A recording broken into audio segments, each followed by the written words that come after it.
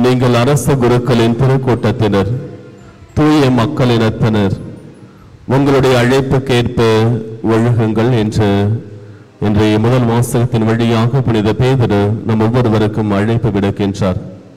நாம் ஒவ்வொருவருமே தூய மக்களினத்தவர்களாக வாழ கடவுள் அழைத்திருக்கின்றார்.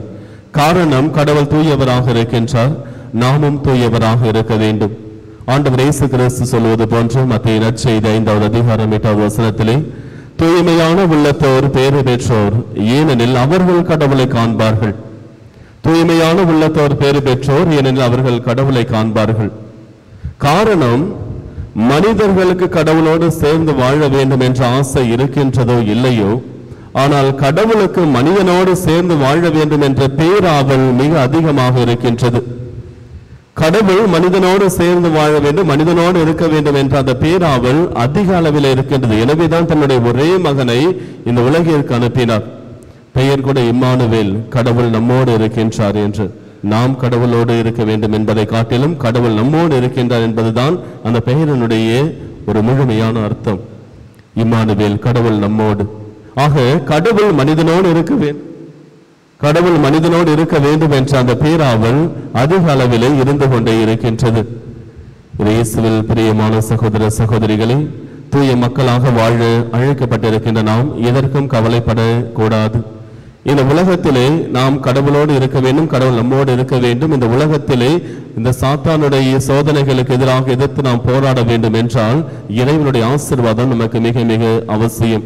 இவ்வுலகிலே யார் வேண்டுமானால் நம்மை விட்டு செல்லலாம், ஆனால் கடவுள் ஒருபோதும் நம்மை விட்டு செல்வதற்கு தயாராக இல்லை. அவர் நம்மோடு இருக்க வேண்டும் என்றால் நாம் தூயவர்களாக வாழ ஆசைப்பட வேண்டும், தூயவர்களாக வாழ வேண்டும். நாம் தூயவர்களாக இருக்கின்ற பொழுதுதான் கடவுள் நம்மோடு இருக்க முடியும். 1 அரசர்கள் நூலிலே எலியா இறைவாக்கினருடைய வாழ்வில் நடந்த நிகழ்வு. எலியா இறைவாக்கினர் காலத்திலே ஆகாபு அரசன் ஆட்சி செய்து கொண்டிருக்கின்றான். இந்த ஆகாபு அரசன் ஈசபேல் என்கின்ற புறவினத்தார் ஒருவரை திருமணம் செய்து கொள்கின்றான். திருமணம் செய்து கொண்ட பிறகு இந்த ஈசபேல் அந்த ஆகாபு அரசனை தவறான வழிகளிலே இட்டு செல்லுகின்றார். அதன் பிறகு நிறைய போல் இறைவாக்கினர்கள் இந்த ஆகாபு அரசனையும் ஈசபேலையும் தவறான வழியிலே வழிநடத்துகிறார்கள்.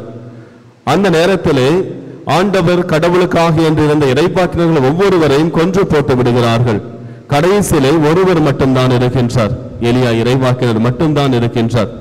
இந்த எலியா இறைவாக்கினர் கடவுளுடைய தூண்டுதலால் தைரியமாக அந்த ஆகாபு அரசனத்திலே சென்று சொல்லுகின்றார், உண்மையான கடவுள் யார் என்பதை நாம் தெரிந்து கொள்ளலாம், நான் நிரூபிக்க தயாராக இருக்கின்றேன், உம்முடைய இறைவாக்கினர்கள் தயாராக இருக்கின்றார்களா என்று அங்கே அவர் அந்த ஆகாபு அரசனத்திலே கேட்கின்றார். உடனே யார் உண்மையான கடவுளை என தெரிந்து கொள்ளலாம் என அவர்கள் இந்த போலி இறைவாக்கினர்கள் 450 பேர் ஒரு புறமும், எலியா இறைவாக்கினர் தனியாக ஒரு புறமும் இருக்கின்றார். அவர் தனியாக இருந்தாலும் கடவுள் அவரோடு இருக்கின்றார். அந்த சூழ்நிலையை நினைத்து பாருங்கள். 450 இறைவாக்கினர்கள் போல் இறைவாக்கினர்கள் ஒரு புறம், அரசனும் அவர்களோடு இருக்கின்றான், அரசையும் அவர்களோடு இருக்கின்றார். அந்த நாடு முழுவதுமே அவர்களுக்கு துணையாக இருக்கின்றது. இந்த ஒரு புறம் எலியா இறைவாக்கினர் மட்டும் இருக்கின்றார், கடவுள் அவருக்கு துணையாக இருக்கின்றார்.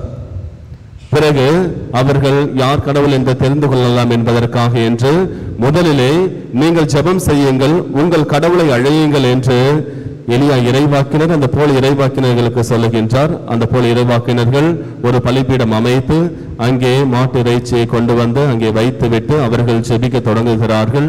ஜெபிக்க தொடங்குகின்ற பொழுது, உங்களுடைய கடவுள் உண்மையான கடவுள் என்றால் விண்ணுலகில் இருந்து நெருப்பை பொழிந்து அந்த பலியை எடுத்துக்கொள்ள வேண்டும் என்று சொல்லுகின்றார்.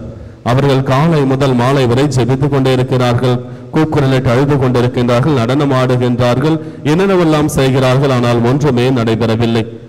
கடைசியாக அவர்கள் ஓய்ந்து விடுகிறார்கள். பிறகு எலியா இறைவாக்கினர் தான் அதை செய்ய போவதாக என்று கூறிவிட்டு அங்கே அந்த பலிபீடம் அமைத்து அதே போன்று அனைத்தையும் வைத்த பிறகு அங்கு இருக்கின்றவர்களை அழைத்து, இந்த பலிபீடம் முழுவதையும் நீங்கள் தண்ணீரால் நிரப்புங்கள் என்று குறிப்பிடுகின்றார். அதை தண்ணீரால் நிரப்புகிறார்கள். தண்ணீரால் நிரப்பிய பிறகு அவர் வானத்தை எண்ணார்ந்து பார்த்து கடவுளத்திலே மன்றாடுகின்றார். உடனே வானத்திலிருந்து நெருப்பு பிழம்பானது கீழே இறங்கி அந்த தண்ணீர் முழுவதையும் எடுத்துவிட்டு அந்த பலியையும் சுட்டெரித்து விடுகின்றது. பிறகு அங்கிருந்த போல் இறைவாக்கினர்கள் அனைவரும் கொலை செய்யப்படுகிறார்கள். ஆக இந்த உலகம் முழுவதுமே எதிராக இருந்தாலும் கடவுள் நம்மோடு இருக்கின்ற வரையில் நமக்கு எதிராக யாரும் எதுவும் செய்ய முடியாது என்பதை நாம் தெரிந்து கொள்ள வேண்டும்.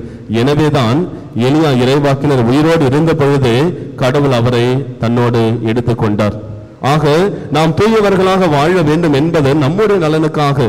காரணம், கடவுள் நம்மோடு வாழ ஆசைப்படுகின்றார். நாம் தூயவராக இருக்கின்ற பொழுதுதான் கடவுளால் நம்மோடு இருக்க முடியும். புனித பவுலடியார் சொல்வது போன்று உரோமருக்கு எழுதிய திருமுகம் 8வது அதிகாரத்தில் குறிப்பிடுகின்றார், கடவுள் நம்மோடு இருக்கின்ற பொழுது நமக்கு எதிராக யார் என்ன செய்ய முடியும் என்று சொல்லுகின்றார்.